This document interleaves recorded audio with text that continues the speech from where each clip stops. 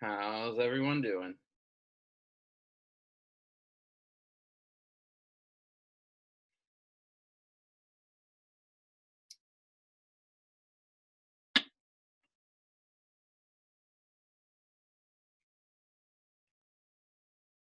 Alrighty.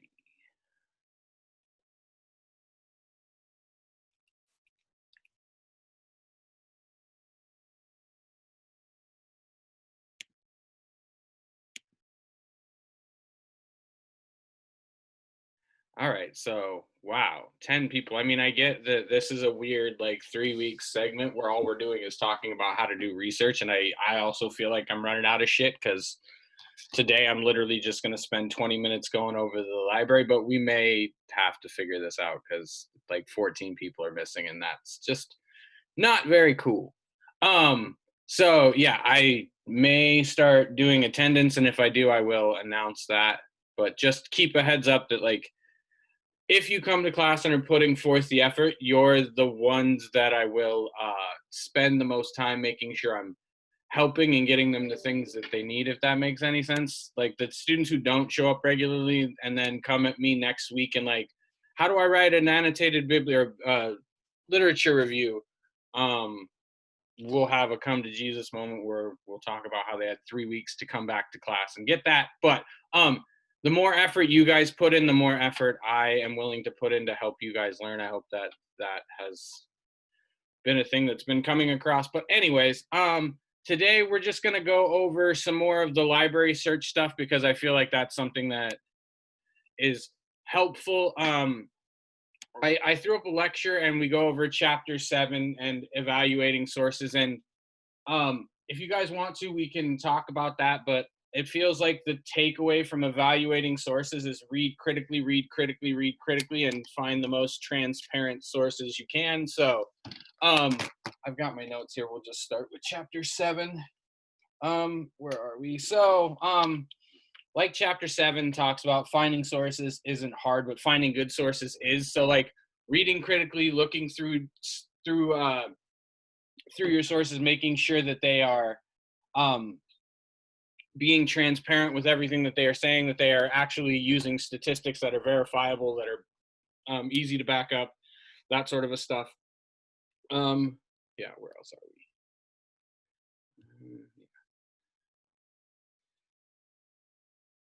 we? As for the rest of the chapter itself, like identifying sources is a really uh, good thing to do. And I think you guys are already on point in terms of having those research questions being pretty small with you guys. Most of you guys had how does this affect that, or had a general idea of what you wanted to do. And that should have helped your research questions. And I think we talked about this. Finding keyword searches is something that'll be really, really helpful going forward. For most of you guys, I have found the trend personally that students prior to COVID were like using more digital sources like articles and not actual physical books, and that's really fine. And I'm going to tell you that's probably even more fine now, because if you guys have tried to get any books, have any of you tried to get a physical book from the library yet? And if so, how long did it take you? Because for me, it's taken about 4 days before I can go get a book. Like I select the book, I tell them I want it, they go find it, all that stuff. How many has anybody else had that experience trying to get a book and having it take them longer? Can anybody else vouch for that so far this quarter? Well, I tried to get a book from my library in town, and a lot of it is like a week wait. A week. I had to wait a week to get that Okay. book. Was that like the physical Spokane library, or like the Eastern library down at River Point? Um, I guess if I was just using mine, I'm not in Spokane, so I was Oh, using like my town library. I totally forget that people exist outside of Spokane still and can go to school and not be here. Sorry. Yeah, so as Jordan is finding out, and you guys will all find out, it's about a week to get things, so that throws a little wrench in your your programming. The discussion board post should be due on Saturday. I think I have that as the current due date for it. And I just turn that into a like tips and tricks and helping other people uh, turn their tips and tricks into better tips and tricks, because I don't know how to like create a discussion board for a semi-synchronous class that's doing research all over the country, or at least the state. But let me double check. Yeah, so the discussion board should be due Saturday. No, that's week 3, 5. We are in week 6. Search discussion board. Did I not make it due? Oh, okay, yeah, I did not I make. was just making sure because I know you had mentioned that maybe you were gonna make it due earlier in the week, so I just wanted to make sure. Oh yeah, no, I decided to do it on Sunday. But yeah, thank you for calling that out, because I think that's what happened to the last one that you guys did. Is I didn't put the due date or something on there, and some people didn't see it. And then I will make it available till the 4th. All right, so it should be up and available now and everything. So sorry about that. Thank you for pointing that out. What was I saying? Oh yes. No, I don't remember what I was saying. Does anybody remember what I was saying? If not, we will just go from here. Oh yeah. We wanted to go look at the.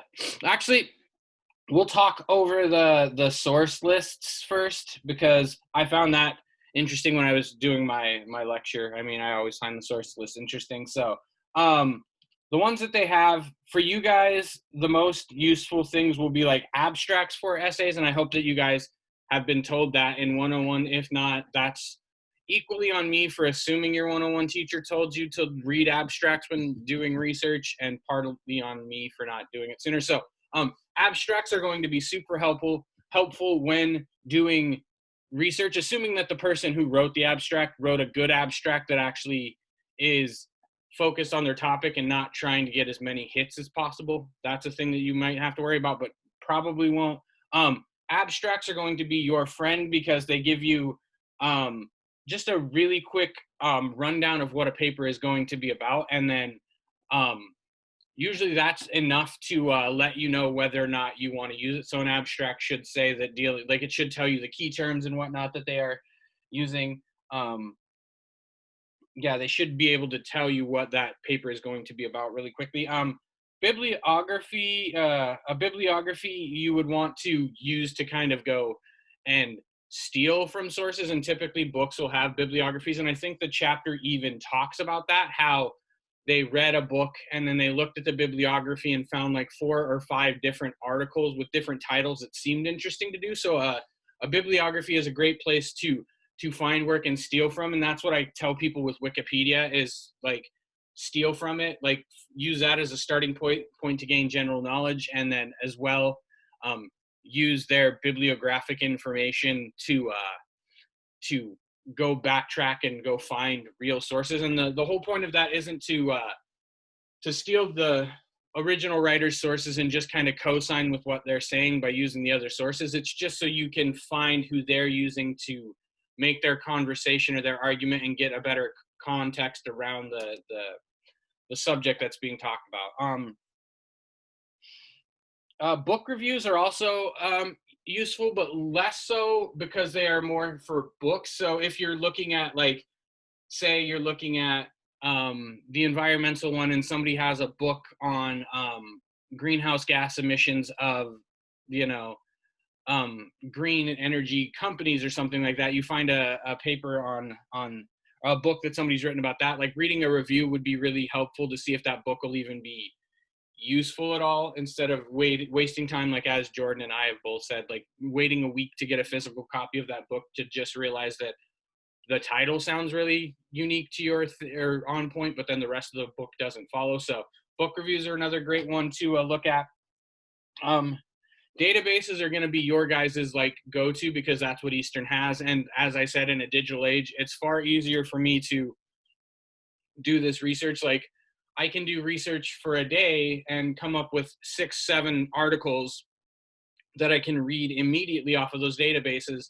Whereas that same amount of research will yield probably 4 or 5 books, but it takes days now for me to get those. So a database is going to be your guys' best friend. You want to be looking at those, doing those keyword searches that we talked about, those Boolean searches. So like taking your keyword phrases and putting them together in those search engines, and then like narrowing down and pruning those lists. And we'll go and I'll do a real live example where I'll screen share, and then we'll have somebody give me some search terms, keywords and stuff that they're looking at, and we'll search them around and fidget around with our library database for a bit here to get you guys a better idea.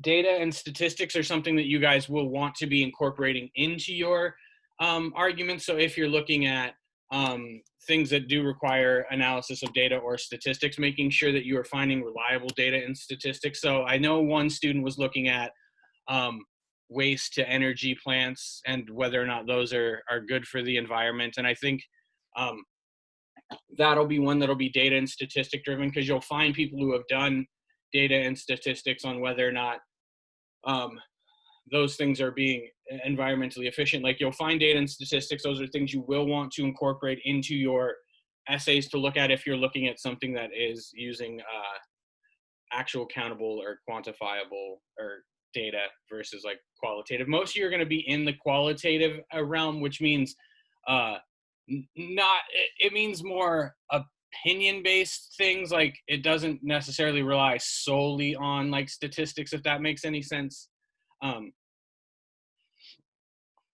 What else? Dictionaries and encyclopedias are always good. The thesaurus is one that they mention here that I hadn't thought to tell people, and that's a really good one for like keyword searching, is using your thesaurus to go and look at like possible keyword searches and give you better ideas, because like with some, there's only so many keywords that are going to pop into your head, and if you go look up those keywords and then find synonyms, you'll be there. That's another great way to do it. Encyclopedias are another great starting point. Wikipedia is an encyclopedia as far as I'm concerned. They're a great starting point to give you a general base of knowledge and whatnot, but they do lack some depth. And I mean, Wikipedia is better about that since they've done experts. And I encourage students to use Wikipedia as a starting point. I also tell students, if they're looking at websites and whatnot, like your non-scholarly sources. So you say you find a website on your project and the guy is really, really great. If he's not as transparent as Wikipedia with where he's getting his information, you may want to run like that dude's driving a windowless van. Like, I don't know how else to put it. Like, if somebody isn't being transparent as Wikipedia with their information on their own personal site, I personally would be like, I'm not going to trust you, because it's not hard to tell me where you're getting your sources and stuff. And most people most people who are doing this with like best practices in mind, with transparency in mind, want people to find their sources and like learn for themselves. It's usually people who are trying to dupe you that don't want you to find out where they're getting their sources. Internet search engines, as these guys talk about, are always a great place to start. Google. It's easier for some students to just do like normal search phrases, like how does this, come up with a question you want to ask Google versus keyword terms. Those are always a great starting point. Google Scholar is better than just plain Google, because it has scholarly articles. So you may want to go to Google Scholar and do keyword searches, or even phrase searches, because that works a little better than our databases do for actual search questions, like asking it a question, if that makes sense, like you would a normal person. With Google Scholar, though, you're going to want to watch out for the paywalls that come from some. So like JSTOR, EBSCOhost, those sort of databases that we have access through Eastern will show up in Google. So, but you'll have to like navigate the paywall because you're not logged into Eastern. So what I personally do is I like Google's search algorithm. It works better than the library database does. So I'll use both, and I'll Google Scholar, my search question, and then I'll highlight relevant article titles, and then I'll plug them into our library database to see if I can find them through our subscription. So that's a way you can go about it. There's tons of ways to research, and that's why I made that discussion board the way it is because some of you are going to have stuff that works out great that I've never heard of or thought of, and same here. And just everybody, there's so many ways to go about researching. So I know that this week feels very weird. Like I throw all of this information at you, like 15 different ways, and none of it's like the perfect way, but all of it together is pretty okay. And I hate to break it to you, but that's usually how searching goes. At least that's my experience, is none of it works perfectly. All of it works pretty okay. And you just have to do a lot of mining and data like parsing and just, yeah, you got to wade through a lot of stuff. Um, Newspaper, other news sources, those sort of things are good sources, and those would be the sort of things that could be considered part of your two non-scholarly sources. So say you found a Newsweek article or a Guardian article about um, the environment or any one of our subjects, or gender performance in movies, anything like that. Like, you could take those and those could be your sources. Again, they the downside to those, like they talk about here, is that they may not be as transparent as a journal. They might still be doing the same quality of work, but without their transparency, it becomes a little less transparent. So without the transparency, it becomes like not quite as great as journal articles. And then they've got the thesaurus, and that one's primarily good for just creating more keyword searches. Consult experts around you. That's a good one. I am a somewhat expert. I'm trying my best here. Librarians are another person you can contact. Our librarians are very good. Like, you can ask them, email them questions. I'm pretty sure you can even set up a time to like do a Zoom thing with them. I'm sure, I would assume that there's something like that, because last time I was in the library, it was like 8 people like doing stuff, and like, yeah, I'm sure that there's a way to talk to librarians. Um, Also, reach out if you guys have taken environmental classes or classes on communication, any of that thing, gender studies, any of that stuff. Reach out to those teachers as well and be like, hey, I'm doing a project on this. Would you have any suggestions on where to start? Those are sort of things you guys can work on. What else do we got? They talk about distinguishing between primary and secondary sources. I don't think we really talked about that. Again, I'm leaving some of this stuff as 101 stuff. Like, easiest way to think of it, primary source is like, if you're doing the gender performativity in Pixar movies, the Pixar movies you choose to analyze the gender performativity roles in, those are your primary sources. And then anything written about the gender performativity of those movies by experts are your secondary sources. So that's the easiest way to think of that. Primary sources is a firsthand thing that you would be doing, and then the secondary sources is an analysis of the information reported in the primary source. So that's an easy thing to think of. Popular and scholarly sources, I think we've already talked about this, like popular sources, newspapers, magazines, things that are a little less transparent, and then scholarly sources, sorry, I had to take a drink, are written for the experts in the field, like the New England Journal of Medicine. The Journal of Popular Film and Television is another journal that would be done. Those are all written for experts in a particular field. They use a lot of jargon, and their primary focus is the experts in the field. Yeah.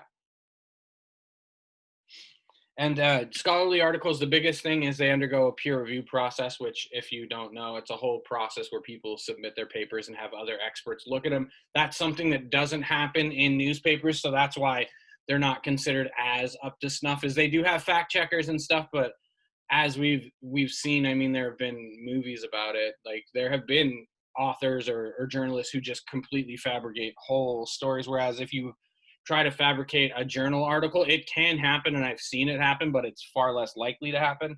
They have a list of what distinguishes the two that's pretty easy to look at. Like, magazines or glossy print have a lot more ads, have journalists as their writers, and typically don't have a huge annotated bibliography. Those sort of things. Examples, again, Newsweek, PC, Psychology Today. Whereas a scholarly journal is going to have fewer ads. They will be rather plain looking. The text, the paper itself, like, that shouldn't be a thing you will be looking at, because most of your articles will be coming from online. But that's a thing. The audience is typically professors, researchers, and college students. The authors are typically professionals within the academic field or discipline, and that's something that you will want to look at too when looking at an author, is see what fields they're writing in, and see if they're like crossing over into other fields for fun, or if they're in their main field. that sort of a thing. Um, yeah. What else? What any questions there on identifying sources and what counts as a scholarly source versus a not scholarly source, and ways to go about researching? And then if not, we'll just jump over to our library database really quick. Any questions here?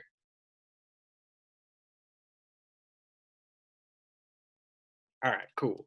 All right, let me see here. That's the discussion board. I'm gonna close some stuff here. All right, let me see here. I should be, oh, okay, never mind. Cool, that's just a no, thank you. I am now going to screen share here. Shut up, Zoom. All right, hopefully you all can see me. No, don't end the meeting for all. So, somebody want to give me a couple of search terms that they have come up with, or keyword terms for their thing? I can't really see the list, so I'm just gonna have to ask them. So if somebody wants to come up with, just tell us what your topic is, and then give us like a 2-word or 3-word keyword search that you would like to do or have performed, and we'll do it here, and I'll kind of do some stuff here. I did the Pixar one, and I focused my essay on femininity and like the gender and how it relates to society. So a few key words I did was gender in Disney or Pixar movies, or I also did femininity. Okay. Let's start with gender and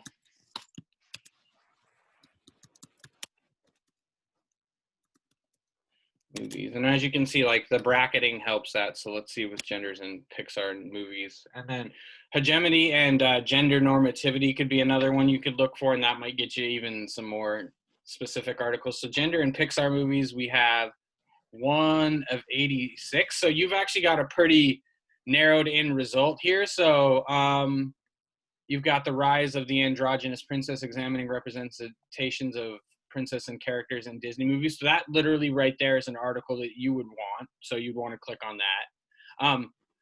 But as you can see, it's peer reviewed. It says right here, and you will see like little things here that I didn't really get to talk about. Like you'll see peer reviewed, open access. Open access means that you don't have to go through our databases to look at it. It means that it's free on the internet to everybody. So this would be one that you could like have looked up on your own. And where is this one from? It's from the Social Sciences Journal. It's starts on page 245, so it might not be a long article, but you would want to click on it, and then let's see what the abstract says. So we found a pretty decent article. What's the abstract say? This just says social and peer review. Oh, so you might have to go to the DOA directory. So let's see here. So here's your abstract. Previous quantitative research examining Disney movies has highlighted that whilst prince characters largely submit bias for more role performances. So this feels like this could be one that you would want to use. Like they're talking about how women have still exhibited bias, or their gender role portrayals are still biased in their normativity. Yeah. So this would be something you could find. And as you can see, like reading that abstract really quick allowed us to. So then you'd want to go and download this full PDF.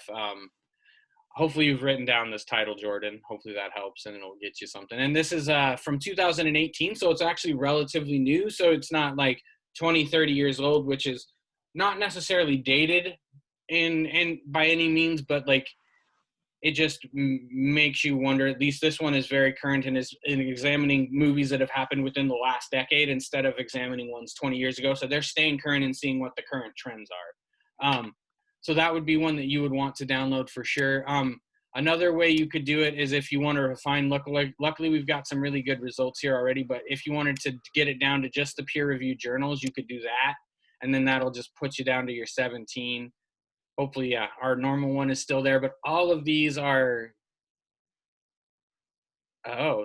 investigating gender schema congruity effects on consumers' evaluation of anthropomorphized products. That sounds very interesting, but I'm not really sure if it's relative. So you'd have to click on it, go read the abstract, which typically you have to go like into the database. Where is our database? There it goes. Sometimes they take a little longer to load. EBSCOhost. EBSCOhost isn't terrible, but they're really bad at this. Like I have to log on even though I'm clearly currently logged in. Yeah, you would go here and then do they have the abstract? Again, another abstract, anthropomorphism.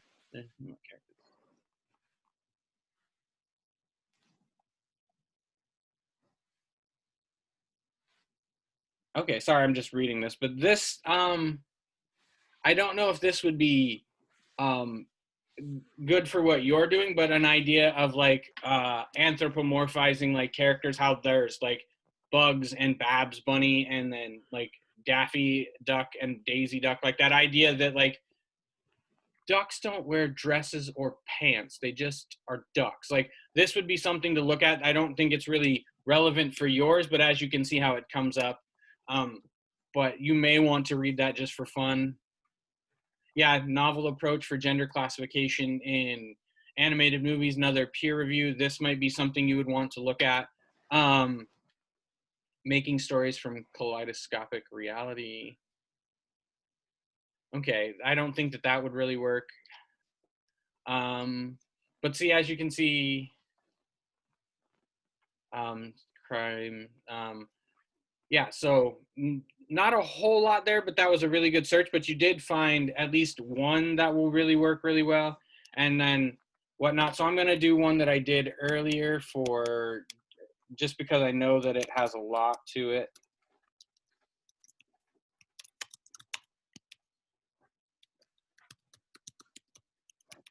Race and television. So, and this is just to help you guys show you how to wean down, because like the book talks about browsing by subject terms and stuff, and like the one that they show you is really outdated compared to ours. So so as you can see, race and television brings up a lot of stuff like channeling blackness, studies of television. Hanok, will you please mute yourself, please?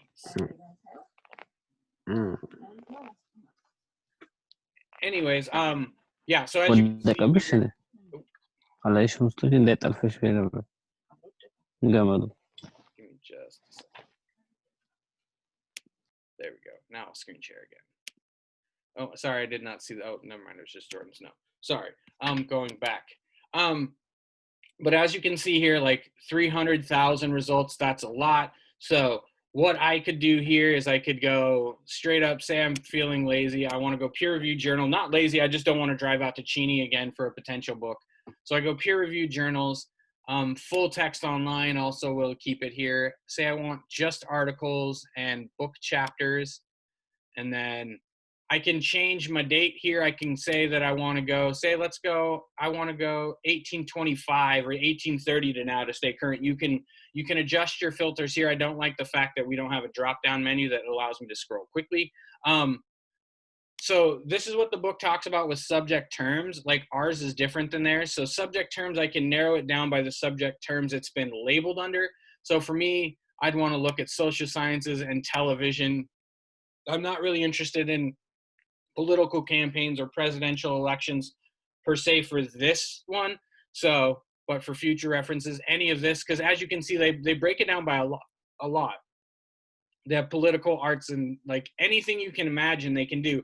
And by clicking a bunch of these, you can whittle it down super narrow, but also keep in mind that clicking too many of these and cross-referencing might cancel out good searches. So like, I'll try to keep it to like, in terms of availability, I'll keep it to like 2 or 3 different kinds. And then in terms of search terms, I'll keep it to 3 at most usually. And then, so we'll apply the filter here. As you can see, we're down to 27,000. That filtered out 90% of the results. So, as you can see, there are articles here. We have documenting portrayals of race, ethnicity on primetime television over 20 spanned, and their association with national level racial ethnic attitudes. This is a really, really good article that'll help anybody who's looking at that, who decided to look at if race can affect the portrayal of poverty in popular culture or television. demonic or demonic race, class, and gender in gypsy reality television. I'm not really sure if this would help, depending on how the if you wanted to focus specifically on a certain ethnic group. So say you wanted to widen the scope and not just talk about ethnicities traditionally found in America, but you wanted to look at like British television and how they portray like gypsy culture or that sort of a thing. This might be a really interesting one to bring up. And yeah, so these are good ones to bring up. Race, ethnicity, language, that's not good. That means it's not good, but it's not relevant. Yeah, so the changing misrepresentation of race and crime on network and cable news. This might, I would say it would work if you're looking at popular culture, because network and cable news are part of the popular culture. They're part of mass media. So that would be a stance you could take, is not just looking at like television, like drama, comedy television. You could look at like the whole spectrum of television, because we all get our news from like not necessarily just the television stations, but a lot of us get our news from their websites, all of that sort of content. So this could be something you could look at. But as you can see, like we have a bunch of things we can do. Like, see, this, none of ours were produced before 1940. So that kind of even lets us know that most of what we're doing is still relevant, and that it's happened in the last 100 years and we're still going on. The racial and ethnic typification of crime and the criminal typification of race and ethnicity in local television news. So see, as we're seeing here is like, maybe the research question you had wasn't necessarily looking at news, but you can totally take it in that direction if you're finding these articles to be more helpful. So that's the whole point of having like a small-ish research question that's leading you towards something, but not really having that argument in mind, because the research should kind of have a bearing on that argument, you know, if that makes sense. Or at least in this case, because you're not starting out arguing a specific point, you're already knowledgeable and you're looking at a topic to get knowledge and then going from there. Any questions on how to run this, are refining the results or getting to the library database or anything like that? Oh, let me do something here. Let's get rid of, let's go back one. And then before we narrowed it down, I want to, just because available at the library, let's just have that be the one and say we want a physical book, just because I want to kind of walk you through how you would do something. So we're just gonna, television studies, this isn't even a relevant book, but I'm just gonna show you how you would do a request. So you would click on this request to scan or excerpt of the chapter. It'll make you sign on if you're not already signed on. A message from my institution. Okay, sorry, I'm just watching it go through all of its crap. All right, so see, this is where this would pop up. It would be a creator request. If I want a specific book or chapter, I would click on this. It would automatically imprint the book I'm doing, all of this stuff. And then you would tell them the title of the article, and then page number if you have it. But mostly you can just give them the title of the article or title of the chapter, and then you would like let's say I want chapter, of course I screw up my caps lock, chapter 4. So I would put that in there, and then I would say what date I need it by.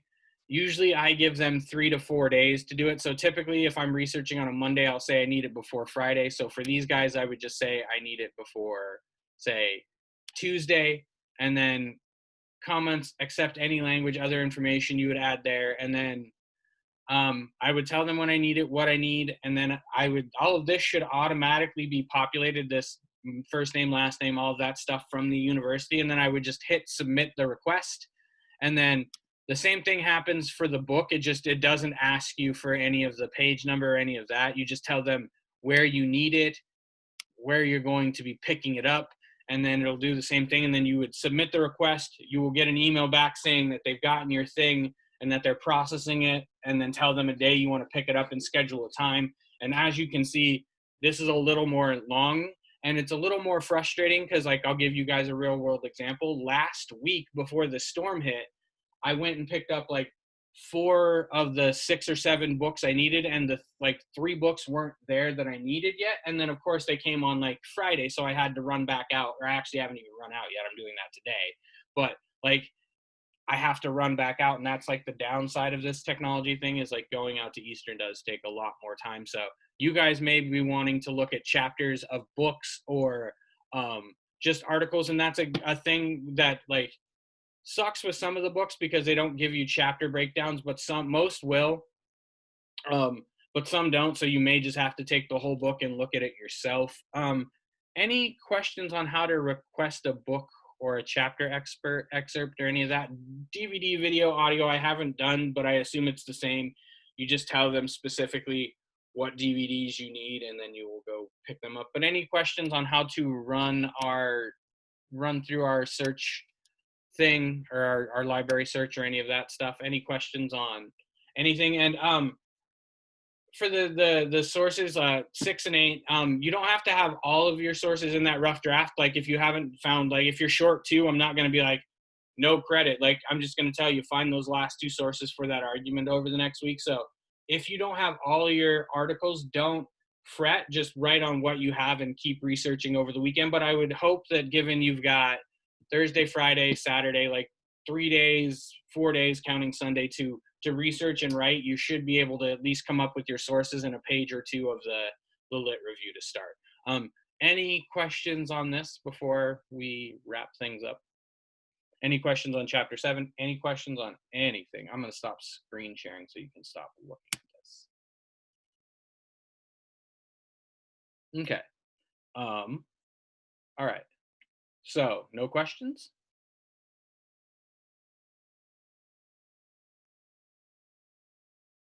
I don't have any questions. Any concerns? Like anybody have any concerns going forward that they're not finding sources or any of that stuff? Any concerns?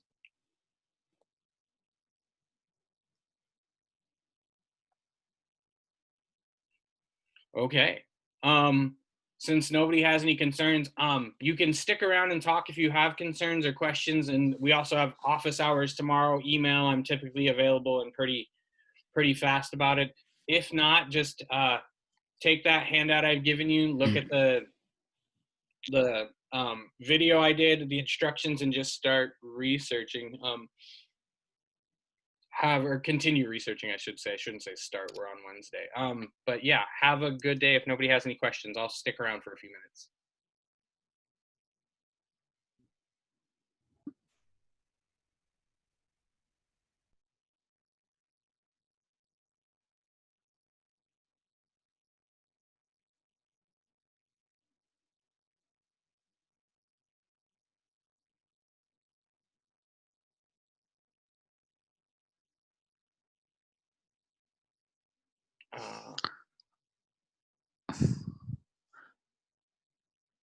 Did you have any questions, Hanok?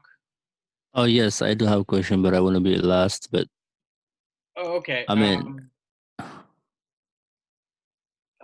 Gloria, let me see here. Gloria, did you have a question too, or not? I think she might have just. well, I can. No, I can.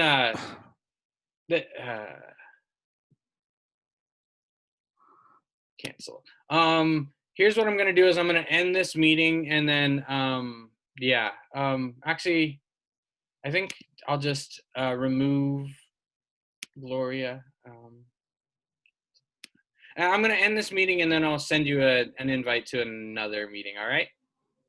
okay. Or is it a? Or I could share out a question. I mean, I just want to be like, I mean, it's not like my question was like, you had okay. Do you have like assignment in assignment section and differently from module?